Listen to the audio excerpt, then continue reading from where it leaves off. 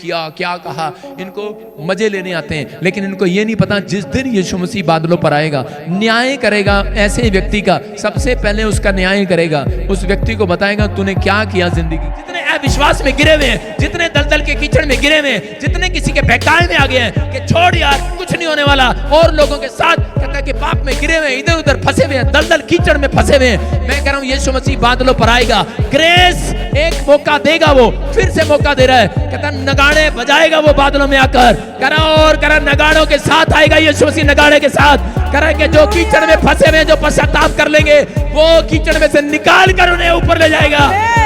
करा आप करा उस कीचड़ में से बाहर आना चाहते हैं कि नहीं?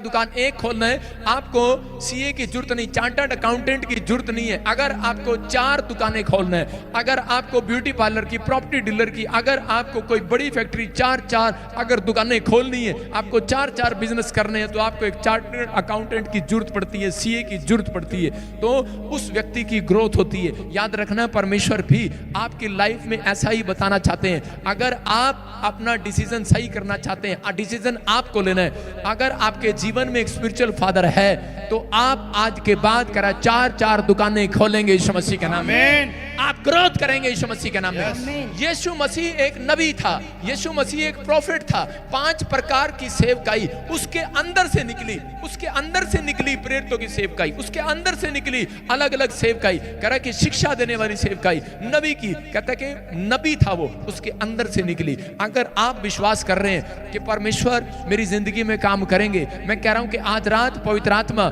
आपके लिए कुछ अद्भुत करना चाहते हैं यीशु मसीह के नाम में, ग्रोथ करना चाहते हैं। लेकिन उन लोगों की ग्रोथ होती है जो लोग अपनी लाइफ में कहते हैं अपने स्पिरिचुअल फादर का सम्मान करते हैं। याद रखना करा जो जुड़े हुए हैं, आज रात कंफ्यूज ना होना, आपको लेना है। लेकिन बहुत सारे लोग कह रहे शैतान भेजता है आपकी जिंदगी में, बहुत बार आप विचार भेजता है कि छोड़ दे यीशु मसीह को, बैक स्लाइड हो जा, कुछ नहीं रखा, कुछ नहीं मिला तुझे। लेकिन अय्यूब के जीवन में बड़ी परिस्थितियां आई, लेकिन अय्यूब एक बात में टिका रहा, उसने कहा परमेश्वर है जिसने मुझे पहले नहीं छोड़ा वो अब भी नहीं छोड़ेगा। और शैतान ने उसका सब कुछ बर्बाद कर दिया, लेकिन पवित्र आत्मा ने उसके ऊपर उसके लिए एक कवरिंग की हुई थी, उसको कवरिंग दिया हुआ था। मेरी प्रेयर आज आपको कवरिंग देती है। याद रखना जब हम आपके लिए प्रार्थना करते हैं तो आपके बच्चे कवरिंग कवरिंग कवरिंग है, उनके ऊपर कवर है, वो कवर है, ब्लड से कवर है, जीसस के ब्लड से आप कवर है। शैतान आपका बिगाड़ नहीं सकता, बिजनेस खराब नहीं हो सकता, लेकिन आपको अपनी परख देनी पड़ती है मसीह में आने के बाद। जब आप परख देते हैं उसके बाद परमेश्वर सोच लेते हैं कि मैं इस व्यक्ति को बहुत बढ़ाऊंगा यीशु मसीह के नाम में।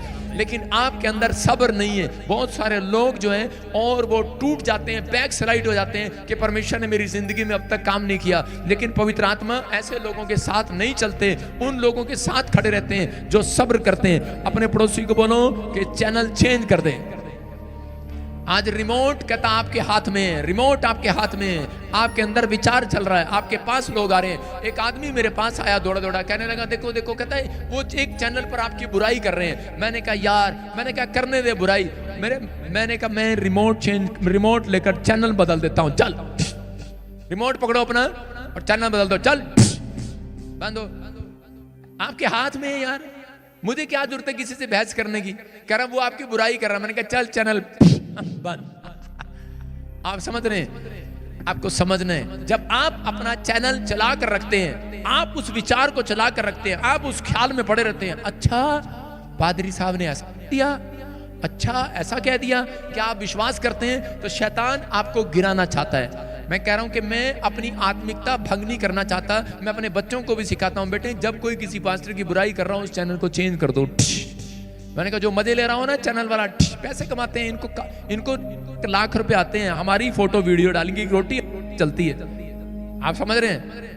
इनको सिर्फ सारा दिन दिखाना ये कारण, उसको पता है कि थोड़ी सी बुराई दिखाएंगे, देखो प्रोफेट बजिंदर जी ने क्या किया, क्या कहा, इनको मजे लेने आते हैं। लेकिन इनको ये नहीं पता जिस दिन यीशु मसीह बादलों पर आएगा, न्याय करेगा ऐसे व्यक्ति का, सबसे पहले उसका न्याय करेगा, उस व्यक्ति को बताएगा तूने क्या किया जिंदगी के अंदर। मैं उन लोगों को बता रहा हूं जो लोग बुराई करते हैं, उनको बुराई करनी आती है, लेकिन अगर पादरी बजिंदर को परखना है तो यहाँ चटाई बिछा और मैं तुझे बताऊंगा, तेरी टांगे भिंचूंगा, सारी रात तुझे बताऊंगा, जान से मार दूंगा तुझे। इतनी सेवा करूंगा तेरी, दबा दबा के मार दूंगा। तो कहेगा मैं कह रहा हूं कि मेरे साथ चटाई बिछा और प्रेयर कर, प्रेयर कर, तेरे घुटने दर्द होने लग जाएंगे, तेरी आंसू निकलने लग जाएंगे। बस यूट्यूब पर बैठकर बोलना आता है, लेकिन आपको नहीं पता पादरी बजिंदर एक एक बंदे के लिए रात को बैठकर दुआ करता है। ऐसे नहीं परमेश्वर मुझे यहाँ तक लेकर आया, मैं लोगों के लिए दुआएं करता हूँ, रोता हूँ। और मैं कह रहा हूँ मुझे पैसा कमाने का शौक नहीं है, पैसा मेरे पास पहले से ऑलरेडी परमेश्वर मुझे कहीं ना कहीं से मेरा इंतजाम कर देता है। मैं आपके ले हैंड से, आपकी बीज, आपके दान से, आपके दशवान से अमीर नहीं होने वाला, कोठी नहीं लगाने वाला, ये पैसा मेरे पास नहीं रख सकते। बाइबल बोलती है भंडारी कैसा हो परमेश्वर जानता है, कहता है भंडारी ईमानदार होना चाहिए। परमेश्वर ने अगर हमें भंडारी बनाया है, अगर हमें बैंक मैनेजर बनाया है, तो हम अपने बैंक में अपने रिश्तेदारों को नहीं दे सकता लोन, याद रखना कानून है ये। तो आपको भी, हम भी कहता है कि किसी को ऐसे नहीं कर सकते, लेकिन अगर भंडारी बनाया है तो वो सोच समझ के बनाया। मैं ये बातें इसलिए बता रहा हूं कि कुछ लोगों को भड़काया जा रहा है, शैतान जो है उन्हें भड़काता है, उनके खिलाफ खड़ा हो जाता है कि चर्च किसी तरीके से टूट जाए, उसको नहीं पता। लेकिन शैतान की ये कोशिश रहती है, जो आपके घर में सबसे बड़ा मुखिया होगा, जो हेड होगा, उसको मारना चाहता है। उसको पता है कि अगर छोटे को मारूंगा फिर ये चर्च जाएंगे, फिर ये काम करेंगे, लेकिन इनके घर का जो हेड है, जो मुखिया है, उसी को परेशान करो और इनका बंद कर दो आना जाना। वो इसलिए ऐसे व्यक्ति को पकड़ना चाहता है। लेकिन मैं आज से आपके घर के बड़े मुखियों को छुड़ा लेता हूं यीशु मसीह के नाम में। आमीन। छूट जाए आज आपके घर का मुखिया, आमीन। जो आपका हेड है, जिसके घर में चलती है, हो सकता है आपका भाई हो आपकी चलती हो, आपकी बहन हो जिसके घर में चलती हो, या सास हो जिसकी चलती हो, या आपका बाप हो उसकी चलती हो, और शैतान उसी को पकड़ के बैठ जाता है, नहीं जाना। मैं कह रहा हूं आज मुखिया को छुड़ा लेता हूं यीशु मसीह के नाम में। आपके घर का मुखिया छूट जाए, क्योंकि शैतान नहीं चाहता कि वो कामयाब हो, इसलिए वो बार बार प्रॉब्लम डालता है। लेकिन मैं आज आपको आईना दिखाऊंगा, आज आपको आईना दिखाऊंगा। आईना देखते हैं कि नहीं? आईना में देख के देखते नहीं, फोड़े कहाँ हो रहे, क्रीम कहाँ लगानी, भाई आईने में देखा जाता है। शीशे में देखती हैं औरतें, क्रीम कहाँ लगानी है, यहाँ यहाँ यहाँ यहाँ। आजकल वो आती है काली काली पलकों के नीचे लगाते हैं, ऐसे लगाते हैं शीशे में देख देख के, यहाँ यहाँ यहाँ, क्योंकि यहाँ पे जो काजल लगाते थे वो काली हो जाती है बिल्कुल आंख। आजकल फैशन वाली आ गई है, वो ऐसे लगती है, यहाँ यहाँ यहाँ यहाँ यहाँ, या शीशे में देख कर लगती है। आज आप, बाइबल एक आईना है, जब आप बाइबल में देखेंगे आज आपको पता लगेगा कमी कहाँ है। रोज मत कहो पादरी हमारा ये काम नहीं हुआ, ये काम नहीं हुआ। अरे पादरी में नहीं कमी भाई साहब, बाइबल देखो कहीं कमी है। अगर कमी है आज निकाल दो उस कमी को। रिमोट आपके हाथ में है, चेंज कर दो आज, चेंज कर दो। जो विचार आपको गिरा रहा है, जो पाप आपको गिरा रहा है, जो चीज आपको गिरा रही है, जो ख्याल आपको गिरा रहे हैं, रिमोट आपके हाथ में है, चेंज करो। दबाओ दबाओ, बंद। आप बैल मुझे मार, मौत का खंजर, मैं भी कभी मां थी। सीरियल नाटक, ऐसे ऐसे नाटक देखते हैं। दुल्हन ही दहेज है? दुल्हन वही जो पिया मन भाई, और पिया वही जो रात को 2-4 चांटे लगाए पति को आगे। क्या नाटक देख रहे हैं आप? रिमोट उठाओ और बंद कर दो ऐसे चैनल को जो आपकी आत्मिकता भंग कर रहे हैं। आप समझ रहे हैं कि नहीं? जो आपकी आत्मिकता भंग कर रहे हैं, चाहे वो आपका दोस्त हो, रिश्तेदार हो, परिवार हो, मैं उसी समय उसके साथ बैठना बंद कर देता हूं। आप समझ में आए कि नहीं? समझ में आए कि नहीं? हाँ या ना? कहते हैं, आप कहते हैं ग्रोथ नहीं हो रही, अरे उसमें पादरी का कसूर है। भाई साहब एक प्रार्थना भी करे, बाद में तुम्हारे जूते भी खाए हैं। पादरी के साथ तो यही हो गया, रोज बेचारा एक हफ्ते में एक लाश को उठा के लाता, आओ हमारे चर्च चलो, आओ आओ आओ, कंधे की तरह, और बाद में उसको उठा के प्रेयर करते हैं। थोड़े दिन के बाद फिर उसको बीमार हो जाता है, फिर उठाओ उसको, एक लाश की तरह चर्च में लेकर आते हैं एक अविश्वासी को। लेकिन विश्वास करना है, कहता है कि आपने अगर अपनी ग्रोथ करानी है तो पवित्र आत्मा कह रहा है रिमोट आपके मुंह में दिया गया है, रिमोट आपकी आंखों में दिया गया है।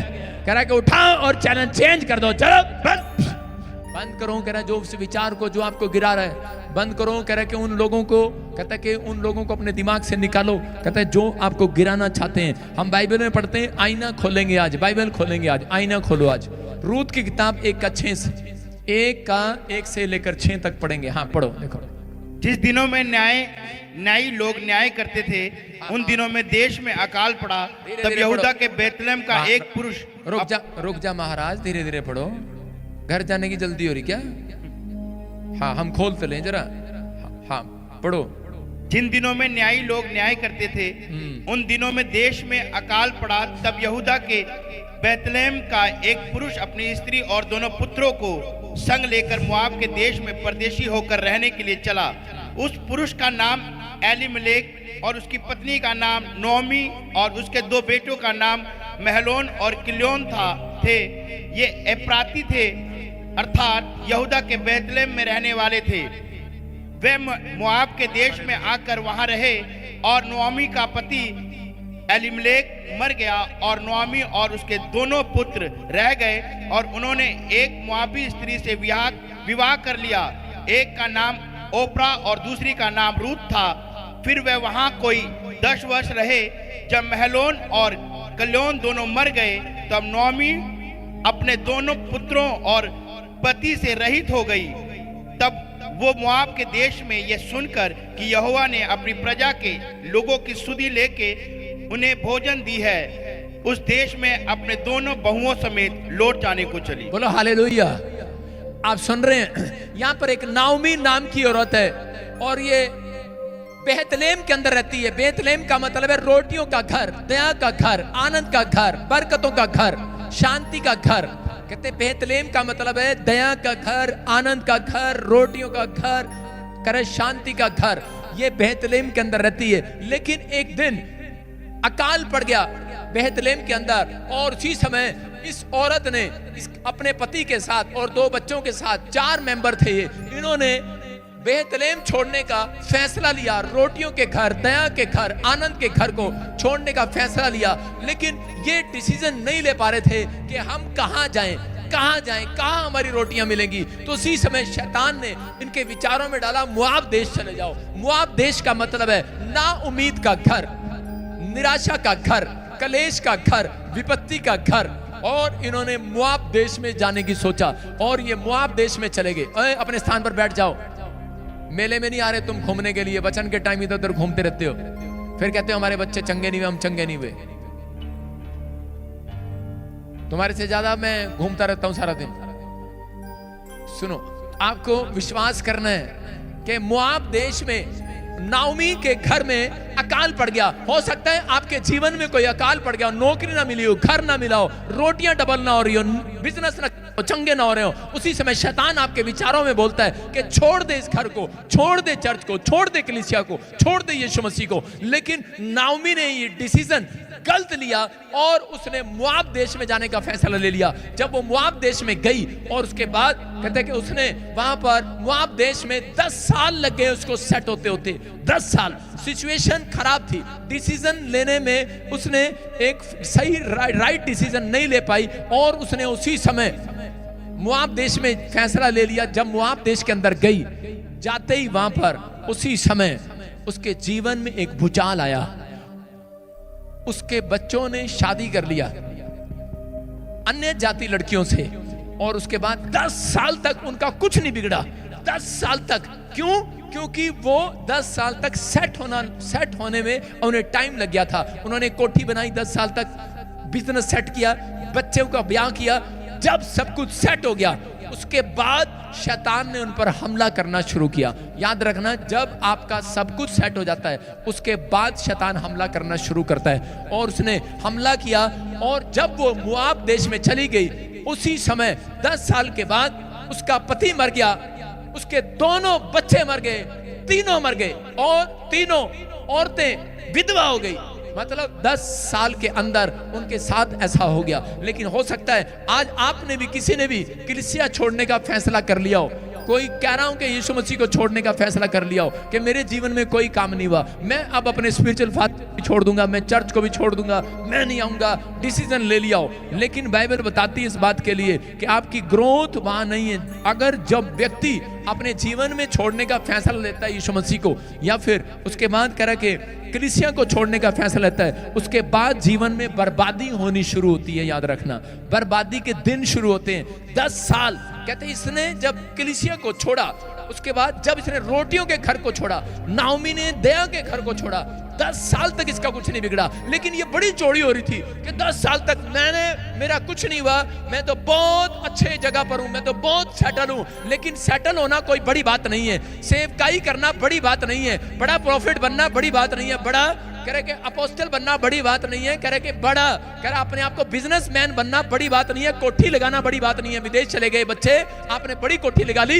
लेकिन कह रहे कि बड़ी बात यह कि आपके घर में शांति नहीं है, आपके घर में कलेश है, आनंद नहीं है, क्योंकि ना उम्मीद है, निराशा आपके हाथ है। इसके साथ कहते हैं ऐसा ही प्रॉब्लम हुआ कि 10 साल के अंदर जो इसने पैसा कमाया, जो इसने कोठी लगाई, जो इसने घर बसाया, बच्चों का ब्याह किया, लेकिन ये अपने जीवन में शांति नहीं देख पाए, ये उस जीवन में लंबी उम्र नहीं जी पाए, और उसी समय पूरी फैमिली मर गई, तबाह हो गई। पूरी 3 के 3 आदमी घर में मर गए, बर्बाद हो गए अपने जीवन में। अगर आप पैसा कमाएं और उसका टेस्ट ना कर पाए तो उसका कोई फायदा नहीं है। याद रखना, मैं कह रहा हूं, अगर आप बड़ी कार खरीद लें, अगर आप बड़ी बिल्डिंग बना लें, लेकिन अगर आप लंबा जीवन ना जिए तो उसका कोई फायदा नहीं है। याद रखना, ये परमेश्वर उन लोगों से बात कर रहा है जिनको शैतान विचारों में रोज डालता है, जिनको बोलता है, कह के आकर छेड़ता है कि नहीं, छोड़ दे तू उस कलीसिया को, छोड़ दे तू उस घर को, तेरे जीवन में क्या हुआ, कुछ नहीं मिला, तुझे बीमार पड़ गई, तेरे साथ ये हो गया। हो सकता है आज आपके विचारों में भी ऐसे बातें आपको शैतान डाल रहा हो कि नहीं, तो आप भी किसी के बहकावे में आ रहे हो। लेकिन मैं कह रहा हूं कि नाओमी का जो बुरा हाल हुआ वो 10 साल के बाद हुआ। बहुत समय में, थोड़े दिन के बाद कहता लोगों के जीवन में प्रॉब्लम आना स्टार्ट हो जाता है। बहुत सारे लोगों के जीवन में प्रॉब्लम आनी शुरू हो जाती है। एक बार एक हाथी था और वो दलदल में गिर गया।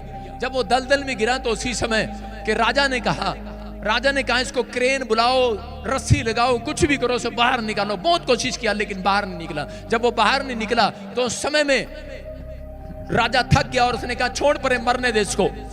और उसी समय लोग आए और कहने लगे नहीं नहीं, कहते इसके द्वारा राजा तूने बहुत लड़ाइयां जीती हैं, इसके ऊपर तू बैठ कर जाता था, तू जंग जीता था, तो युद्ध तो नहीं जीते। ये हाथी फेमस हाथी है और इसको कहते तुझे वापस बुलाना होगा, तू इसको कहते दलदल में से निकाल, इसको कीचड़ में से निकाल। और उसी समय उसने हाथी को उस समय में कोशिश किया, लेकिन बहुत लोग आए हाथी निकालने के लिए, बड़े से बड़े, लेकिन हाथी नहीं निकाल पाए, वो फंस गया। लेकिन उस समय एक सेनापति, बुद्धिमान सेनापति बुलाया गया और बुद्धिमान सेनापति ने कहा, कहता कि जब कह रहे युद्ध में जाते थे नगाड़े बजाते थे, ढूं फूं फूं बजाते थे, कहता कि तबले बजाते थे। कह रहा इसका मतलब, कहता कि आज आपको, कहता अगर इस हाथी को बाहर निकालना है तो वही नगाड़े वापिस लेकर आओ, वही तबले वापिस लेकर आओ और बजाओ, और हाथी के अंदर पावर आएगी और वो निकलेगा बाहर। और जब नगाड़े बजाए गए, हाथी के अंदर एक नया जोश आया और दलदल में से बाहर आ गया, बाहर।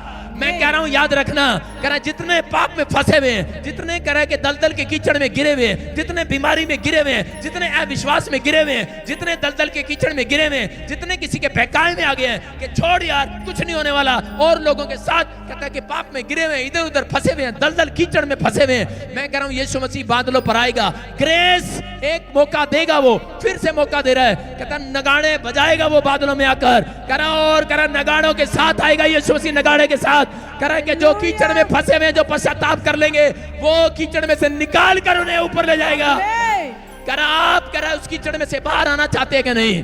कितने हाथी कीचड़ में फंसे हुए हैं, बाहर आना चाहते हैं? हाथी, हाथ उठाओ। हाथी, इतने सारे एलिफेंट, ये सारे एलिफेंट फंसे हुए कीचड़ में, दलदल में। कोई किसी के विचारों में विचार आ रहा होगा कि आप कह रहे कि हाय मेरी जीवन में कोई आशीष नहीं है, क्या मिला प्रभु, इतने टाइम से मैं आ रहा हूं, हो सकता है कोई पाप में गिरा हो, नशे में गिरा हो, व्यभिचार में गिरा हो, किसी चीज में गिरा हो, लेकिन परमेश्वर का आत्मा आज रात आपको कीचड़ में से बाहर निकालना चाहते हैं। परमेश्वर आपको, आपकी ग्रोथ करना चाहते हैं। परमेश्वर आपको वो देना चाहते हैं जो आप सपने में भी नहीं सोच रहे, लेकिन वो उस व्यक्ति को देते हैं। कह रहे जो व्यक्ति कहता है कि परमेश्वर के साथ ईमानदारी के साथ चलता है, भरोसा रखता है, कह रहा जो उसकी आज्ञा को मानता है, जो उसके भेजे हुए का आदर करता है, जो कलीसिया के साथ परमेश्वर ने आपको दिया है। याद रखना, जाते हैं आप कहीं भी जा रहे हैं, लेकिन आप इत्तेफाक से नहीं आए यहाँ पर, इतने सारे लोग, आपको परमेश्वर ने भेजा चर्च।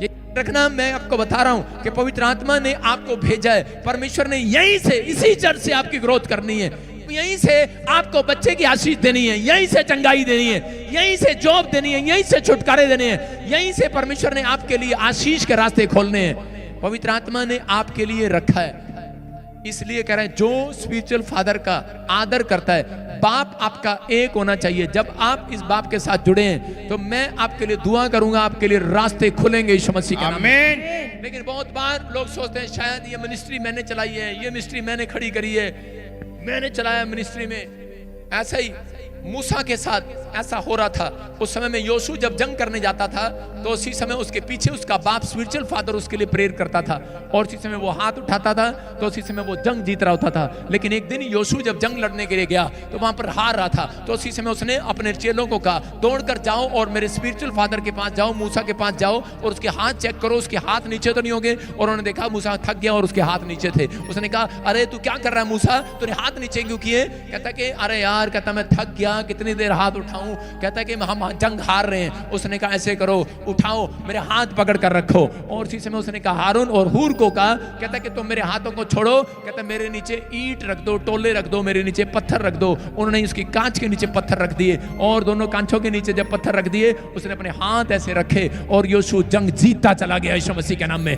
आपको समझ में आ रहा मैसेज के नहीं चर्च? कह रहा है कि अगर मूसा हाथ नीचे करता था तो उसी समय वो जंग हार जाया करता था, उसका स्पिरिचुअल सन जंग हार जाया करता था। याद रखना, अगर आप स्पिरिचुअल सन और डॉटर बने हैं इस मिस्ट्री में तो याद रखना आपका स्पिरिचुअल फादर, अगर मैं आपके लिए हाथ उठाता हूं, आज के बाद तुम जंग जीतोगे यीशु मसीह के नाम में। तुम जहां जाओगे जीत कराओगे, तुम हारने वाले नहीं हो। कहता अगर आप दिल से नफरत करते हैं, आप लोगों की बातों में आते हैं, आप ऊपर से बोलते हैं जय मसीह की और अंदर से आप मेरे से सड़ते हैं, मेरे बारे में बुरी बात सुनते हैं, तो इसका मतलब आपके लिए, कहता है अगर आपके अंदर जलन नहीं है जो आपके स्पिरिचुअल फादर की बुराई कर रहा है और आप उसको जवाब भी नहीं दे रहे, इसका मतलब परमेश्वर आपसे नफरत कर रहा है। यह बात याद रखना।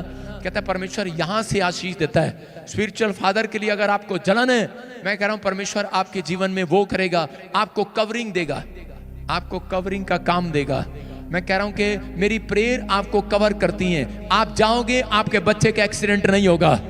कवर कर रहा है, पवित्र आत्मा कवर करा रहा है। सुनो, दो आदमी थे यहां पर आते थे, एक आदमी को मैंने सेवा दिया, लंगर की सेवा दिया, उसको मैंने कहा ठीक है, और वो एक सरदार जी थे, मैंने उसको लंगर की सेवा दिया। मैंने कहा भाई तू चल सेवा कर, तू अच्छे से सेवा कर। उसने कहा मुझे अपने बच्चे को बाहर भेजना है। मैंने कहा मैं तेरे लिए प्रार्थना करूंगा। और उसी समय एक और भाई आया उसके साथ ही, और उसी समय उसने कहा जी मेरी लड़की को बाहर जाना है। मैंने कहा कोई नहीं, मैं तेरे लिए दुआ करूंगा। मैंने कहा तू, और उसी समय मैंने उसको कहा कि चल मैं तेरी हेल्प करता हूं। मैंने उसको 2 लाख रुपए भी, मेरे पास जो पैसा था उसके बच्चे का एडमिशन कराने के लिए, मैंने उसके पास पैसे नहीं थे, मैंने कहा मैं देता हूं, तू जा अपने बच्चे को बाहर भेज। मैंने उसको 2 लाख भी दिए, लेकिन उसके बच्चे का एडमिशन नहीं हो पाया। एलिट्स करने के बाद भी वो नहीं जा पाया। और जो आदमी आया था सच्चे मन से, उसकी लड़की कनाडा में चली गई। मैंने परमेश्वर से पूछा, वो आदमी मुझे कहने लगा, कहता मेरा काम क्यों नहीं हुआ, उसका काम क्यों हो गया? हम तो दोनों इकट्ठे आए थे, हम तो दोनों ही यहीं रहते हैं मोहाली में, खरड़ में, हम तो दोनों यहीं से आए थे। मेरी बेटी कैसे चलेगी, मेरा बेटा कैसे नहीं चला गया? पवित्र आत्मा ने मुझे कहा, मैं एक प्रॉफिट हूं, परमेश्वर से पूछूंगा तो वो मुझे बताएगा। परमेश्वर ने मुझे कहा, कहता है ये अंदर से तेरे बारे में जलन रखता है, अंदर से तेरे बारे में गंदी गंदी बातें बोलता है, अंदर से तेरे बारे में बेकार बातें बोलता है। और अब वो व्यक्ति खड़ा होकर कहीं गवाही दे रहा है, मेरा बहुत बड़ा काम खुल गया। कुछ नहीं खुला, वेट कर, 10 साल के बाद तुझे पता लगेगा, जल्दी पता लगेगा। 1 साल में क्या हुआ, उसको शैतान ने बहकाया और चर्च छोड़ा और इधर उधर चला गया। आप समझ रहे हैं? लेकिन मैं कह रहा हूं कि अगर आप मेरी बुराई कर कर आप जा रहे हैं, अगर आप मेरे बारे में कुछ बोल रहे हैं, पवित्र आत्मा सहन नहीं करेगा, पवित्र आत्मा सहन नहीं करेगा। मैं सेवा करता हूं, मैं उसका नौकर हूं, किसी इंसान का नौकर नहीं हूं। परमेश्वर जानता है इस बात के लिए। पवित्र आत्मा ने मुझे बताया कि उस व्यक्ति ने और एक औरत ने भी मुझे आकर बताया, जो परमेश्वर ने मुझे कहा कि ये औरत ने कहा ये आदमी आपके बारे में बोलता था, ये तो लाख लाख रुपए लेता है, अपॉइंटमेंट करता है। मैंने कहा सच कहा उसने, झूठ थोड़ी कहा। उसे पूछो, वही लाख रुपए मैंने उसको दे दिया। उसको पूछो मैं कहां से दूंगा उसको। मैंने कहा ले, फिर लोग हमें देते हैं, हम लोगों की हेल्प करते हैं, हम अपने घर नहीं लेके जाते, हम ब्रांचें खोलते हैं। कोई पास्टर ऐसा नहीं है, मैंने 250 ब्रांचें हैं पूरी दुनिया के अंदर। किराया देता है बजिंदर सिंह, उनका किराया देता है बजिंदर सिंह, उनका अपने घर नहीं लेके जाता, उनके पास किराया नहीं होता देने का। लेकिन मैं हेल्प करता हूं लोगों के पास। शैतान चाहता है आप संडे के दिन ना हो, आपकी जेब में पैसे ना हो और आप चर्च ना आए। मैं बसें भेजता हूं फ्री में लोगों के पास, अपने खर्चे से, आपके दान के खर्चे से। लेकिन वो आदमी मेरी बुराई कर रहा। मैंने कहा पता लग जाएगा तूने, नाओमी ने बेथलेहम रोटियों का घर छोड़ा, दया का घर छोड़ा, शांति का घर छोड़ा, आनंद का घर छोड़ा, लेकिन मोआब में चला गया। लग रहा अभी अच्छा है वहां पर, लेकिन थोड़े दिन के बाद पता लगेगा कुछ नहीं मिलेगा। मोआब में ना उम्मीद का घर में गया तू, क्योंकि जो स्पिरिचुअल फादर के साथ नहीं, जो कह के आप इस चर्च में जुड़े हैं तो परमेश्वर ने आपको जोड़ा है। ये याद रखना, परमेश्वर ने यहीं से आज रात आपके लिए ग्रोथ का रास्ता खोलना है यीशु के नाम में। आमीन। आपको डरना नहीं है। मैं कह रहा हूं कि 5 साल तक बूम पेड़ को कहते हैं बहुत कुछ डालते हैं, नहीं बनता उसका, लेकिन 5 साल के बाद कहता है कि एक दिन एक रात में वो पेड़ 80 फुट तक ऊपर चला जाता है। मैं कह रहा हूं एक बूम आपकी लाइफ में भी आएगा, अचानक आएगा, अचानक। आप टिके हुए हैं, हो सकता है आपका काम ना हो। मैं कह रहा हूं 3 साल में चर्च जाता रहा, पीछे बैठता रहा, लेकिन मैं रोता था और मैं कहता था परमेश्वर मेरी जिंदगी में क्यों ये निराशा, क्यों मेरी लाइफ में क्यों नहीं, मुझे अब तक क्यों नहीं आगे बढ़ाया। परमेश्वर ने कहा, कहता कि मैंने तुझे परखना है। मैंने कहा परख ले परमेश्वर, जितना मर्जी परख ले, मैं तुझे छोड़ने वाला नहीं हूं। परिस्थितियां आए, गरीबी आए, कर्जा आए, बीमारी आए, कुछ आए, बहुत सारी समस्या आई, जेल में चले गए, प्रॉब्लम आई, लेकिन परमेश्वर को छोड़ा नहीं। पवित्र आत्मा ने कहा जा, मैंने देखा तो इम्तिहान में पास हो गया। कहता अब तू वर्ल्ड में सबसे लाडला बेटा मेरा होगा। मैं समझता हूं अपने आप को, मैं समझता हूं अपने आप को लाडला बेटा। मैं कह रहा हूं उन लोगों को, अगर आज बाइबल कहती है कि जो मेरी सेवा करता है और जो नहीं करता उन दोनों में फर्क दिखाऊंगा। मलाकी की पुस्तक 3:17 में लिखा। मैं कह रहा हूं आप फर्क देखेंगे जितने मसीह में हैं, जिसने आज तक प्रभु को नहीं छोड़ा। मैं कह रहा हूं फर्क देखेंगे जब यीशु मसीह बादलों पर आएगा, यीशु मसीह के नाम में फर्क देखेंगे। अगले साल में परिस्थितियां चेंज होंगी, बहुत सारी प्रॉब्लम आएंगी, लेकिन तुम वहां पर आशीष में होंगे, तुम हंस रहे होंगे, आनंद के साथ रोटी खा रहे होंगे। कोरोना आए चाहे कोरोना का बाप आए, तुम आनंद मना रहे होंगे यीशु मसीह के नाम में। परमेश्वर आपको कीचड़ में से बाहर निकालना चाहते हैं, लेकिन आपने एक राइट डिसीजन लेना है। आपको अपना डिसीजन क्या लेना है वो आपकी समझ में है, लेकिन अगर आप चाहते हैं कि परमेश्वर आपकी जिंदगी में कोई काम करे तो इस समय अपने हाथों को उठाओ और अपना रिमोट उठाओ और इस समय चैनल चेंज कर दो। बोला जब बंद, जो विचार आपको गिरा रहा है, जो ख्याल आपको गिरा रहा है, जो पड़ोसी जो आपके बीच में आकर आपको कोई गिरा रहा है। मैं कह रहा हूं यीशु मसीह को पकड़वाने वाला मसीह व्यक्ति था, यूदा इस्करियोती था। आपके बीच में आपको गिराने के लिए कह रहा शैतान बंदों को भेजता है, अपने एजेंट भेजता है, मसीह लोग बनाकर भेजता है कि आपकी लाइफ, आपकी स्पिरिचुअल लाइफ खराब हो जाए। आप जहां जाते हैं आप यकीन करें परमेश्वर ने इसी जगह से आपको आशीष देना है। बोलो हालेलुया। हालेलुया। एक आदमी था और उसी समय वो अपने बेटे को देख रहा था। उसका बेटा एक लड़की को लेकर घूम रहा था। हाँ, एक लड़की को लेकर, उठ जा कोई नहीं बब्बो, आजा। एक लड़की को लेकर घूम रहा 5 साल से। 5 साल हो गया लड़की लेके घूम रहा है, कभी इधर कभी उधर, कभी इधर कभी उधर, कभी इधर। 5 साल हो गए। कितने साल? 5 साल। एक दिन उसका बाप आया और परेशान हो गया। बोला बेटे, कह रहा 5 साल हो गए लड़की को लेके घूम रहा, कह रहा ब्याह कर लेना इसके साथ।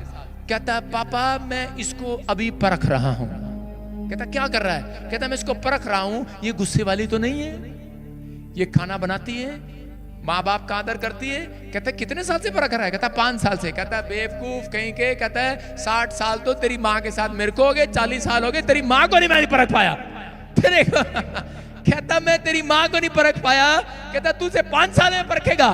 कहता है आपको समझ में आ रहा है कि नहीं? अबे भाई 10 साल तो मुझे हो गए चैनल वालों सेवा करते करते, दुख उठाते उठाते, बड़ी बड़ी गवाहियां आ रही है, प्रार्थना करते करते मुर्दे जिंदा हो गए, लंगड़े चलने लगे, गूंगे बोलने लगे, बहरे सुनने लगे। अरे भविष्यवाणियां पूरी हो गई। क्या आपको अभी भी परख रहे हो मुझे चर्च में आने वालों? अरे लाइव देखने वालों परख रहे हो मुझे? अरे परखना है अपने आप को परखो, परखना है अपने आप को परखो। परमेश्वर का आत्मा कहता है यहां से आशीष जुड़ी हुई है, यहीं से आशीष मिलेगी यीशु मसीह के नाम में। कह रहा है कि नाओमी, कहता है उसको वापस लौटना पड़ा। क्या लिखा उसमें? कि नाओमी ने फिर से डिसीजन लिया कि मुझे वापस लौट कर जाऊंगी। नाओमी जब मोआब में गई, उस जगह में जाने के बाद 10 साल तक वो सेटल नहीं हो पाई। 10 साल तक उसके ऊपर कर्जा रहा।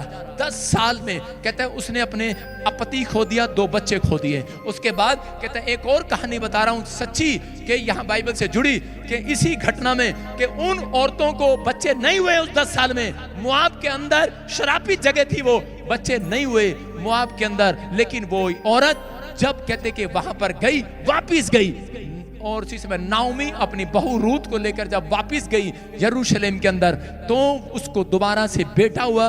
उसकी शादी हुई और उसी रिश्तेदारी में उसकी शादी हुई, उसको बेटा हुआ और वो दाऊद की परदादी बनी। हालेलुया।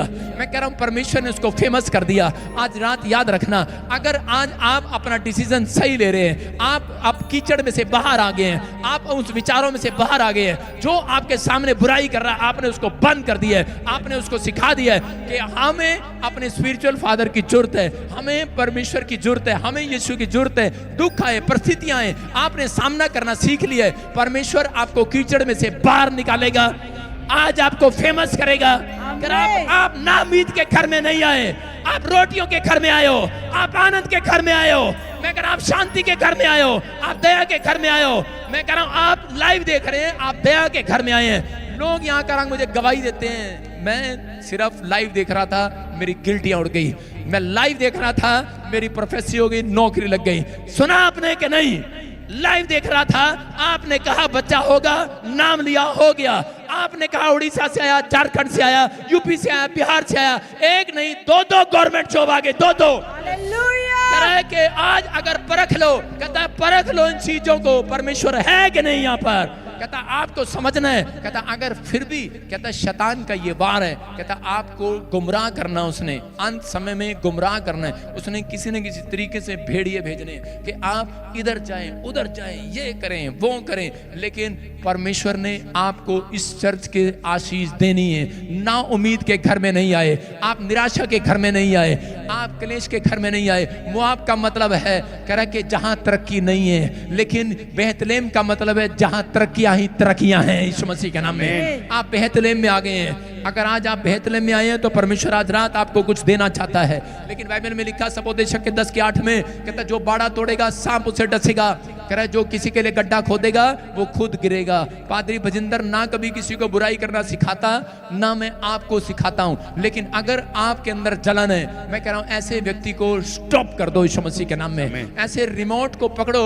और इसी समय चैनल चेंज कर दो यीशु मसीह के नाम में। पवित्र आत्मा कहता है आज से तुम्हारी बढ़ोतरी होने लगेगी। बहुत सारे लोगों की ग्रोथ इसलिए नहीं है क्योंकि वो लोग ईमानदार नहीं है, वो लोग ईमानदार नहीं है, वफादार नहीं है, सब्र नहीं है। अगर आज आपके अंदर सब्र है, अभी 5 मिनट के अंदर देखेंगे जो आप मांग कर जा रहे हैं वो मिल रहा है यीशु मसीह के नाम में। मैं हाथ उठाऊंगा आपके लिए, दुआ करूंगा, आपकी परिस्थितियां बदलेंगी यीशु मसीह के नाम में। लेकिन परमेश्वर उनकी परिस्थितियां बदलते हैं जो आप कह रहे हैं अपनी हालातों में, बुरे हालातों में, बैड सिचुएशन में। हो सकता है आप बीमार हो सकता है आप प्रॉब्लम में हो, लेकिन परमेश्वर पवित्र आत्मा आपको आज्ञा में देखते हैं कि आप कैसे परमेश्वर के पीछे चलते हैं। क्या आप परिस्थितियों में भी आप प्रभु के साथ चलते रहेंगे? क्या आप बीमारी में भी प्रभु के साथ चलते रहेंगे, छोड़ तो नहीं देंगे? दूसरा राजा 2:5 में एलीशा के पास कौन आए? दूसरे चर्च के लोग आए और आकर कहने लगे, कहते कि यहाँ पर भी एक भविष्यवक्ता आया है और इसी समय तू हमारे पास आ जा। लेकिन उसी समय एलीशा ने उनको डांट कर चुप करा दिया। उसने अपना रिमोट उठाया और उनको चुप करा दिया,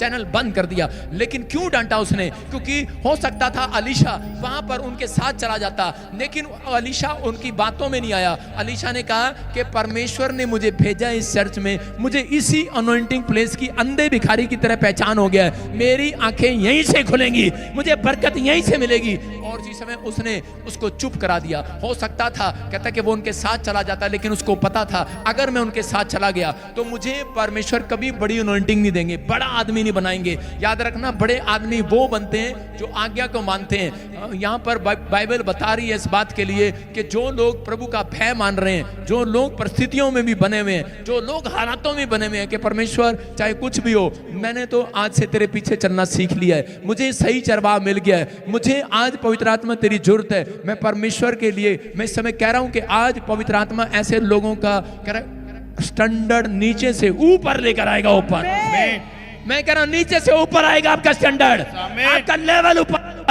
आपकी आशीषें खुलेंगी आज रात यीशु मसीह के नाम में। लेकिन आपको तैयार होना है एलीशा की तरह। और परमेश्वर ने उसके स्पिरिचुअल फादर के द्वारा एलीशा को सबसे बड़ी अनॉइंटिंग दिया। क्यों दिया? क्योंकि वो खुश हो गया, उसने परखा, कहते ये आदमी उनके साथ नहीं गया और उसी समय परमेश्वर ने उसको बड़ी ब्लेसिंग दिया। याद रखना कि पवित्र आत्मा यहाँ पर है, अगर आपको परख करनी है तो आप अपने आप को परखो कि आप कितनी प्रार्थना करते हो, कितना दिन में सुबह कितने बजे उठते हो, कितनी बार आप बाइबल पढ़ते हो। अपना आईना देखो बाइबल के अंदर, अपने चेहरे देखो, अपने विचार सुनो कि आप कहाँ गिर रहे हो। ख्याल करो, पतरस को कहा तू कहाँ से गिरा है, ख्याल कर आदम हव्वा तू कहाँ से गिरे हो। कहता है ख्याल कर, कह रहा है शाऊल तू कहाँ से गिरा है, ख्याल करो कहां से आपका बिजनेस बंद हो रहा है, कहां से आपकी आशीष रुकी हुई है। लेकिन जिस दिन आप पश्चाताप करते हैं, परमेश्वर आपको कीचड़ में से बाहर निकालते हैं यीशु मसीह के नाम में। आपने क्या सिखाया अपने बच्चों को? आप बच्चों को टीवी में टीवी मैकेनिक बनाते हैं, कई लोग अपने बच्चों को मिस्त्री बनाते हैं, कई लोग अपने बच्चों को इंजीनियर बनाते हैं, डॉक्टर बनाते हैं। आप कंप्यूटर सिखाते हैं, सिखाते कि नहीं अपने बच्चों को, हाँ या ना? अरे क्या आप अपने बच्चों को बेस्ट से बेस्ट चीज सिखाते हैं कि नहीं? आपने कंप्यूटर सिखाया कि नहीं? आपने कार चलाना सिखाया कि नहीं? आप प्लेन चलाना सिखाते हैं, पायलट बनाते हैं अपने बच्चों को, ट्रेन का बस का ड्राइवर बनाते हैं। आप जो कर सकते हैं वो करते हैं, लेकिन बाद में भी आप बच्चों के साथ बैठकर खुश नहीं है। आप उस समय आपके घर में शांति नहीं, बर्बादी है। कई बार आप निराश रहते हैं, कई बार बच्चों को सिखाने के बाद भी, कामयाब करने के बाद भी, लेकिन फिर भी कहता कीचड़ में गिरे हुए हैं। लेकिन यहाँ पर पवित्र आत्मा बताना चाहता है, बेशक आप कंप्यूटर सिखाएं ना सिखाएं, लेकिन मैं बता रहा हूं, अगर जिस घर में लोग अपने बच्चों को पियानो बजाना, ढोल बजाना, मैं कह रहा हूं सारंगी बजाना, तबला बजाना, मैं कह रहा हूं तो गीत गाना अगर सिखा दिया आज रात आपने, मैं कह रहा हूं परमेश्वर आज रात के बाद आपके बच्चों को कहीं से कहीं ले जाएगा यीशु मसीह के नाम में। कह रहा है बड़े कीचड़ में से बाहर लाएगा। कह रहा ये कह रहा नगाड़ा बजाना सिखा दो उसे, तबला बजाना सिखा दो उसे। मैं कह रहा हूं पर वो तबला बजाएंगे सुबह उठकर, मैं कह रहा हूं आपके घर के लोग कीचड़ में से बाहर आएंगे, बीमारी के कीचड़ में से बाहर आएंगे, समस्या के कीचड़ में से बाहर आएंगे। मैं कह रहा हूं कर्जे के कीचड़ में से बाहर आना है। अपने बच्चों को नगाड़े बजाना सिखाना है, अपने बच्चों को कह रहा है कि तबला बजाना सिखाना है, सारंगी बजाना सिखाना है, तो गीत गाने बजाना सिखाना है। कह रहा है जो परमेश्वर की स्तुति करता है, कह रहा है वो कीचड़ में से बाहर आ जाता है यीशु मसीह के नाम में। कह रहा है यहाँ पर कह रहा है एलिशा ने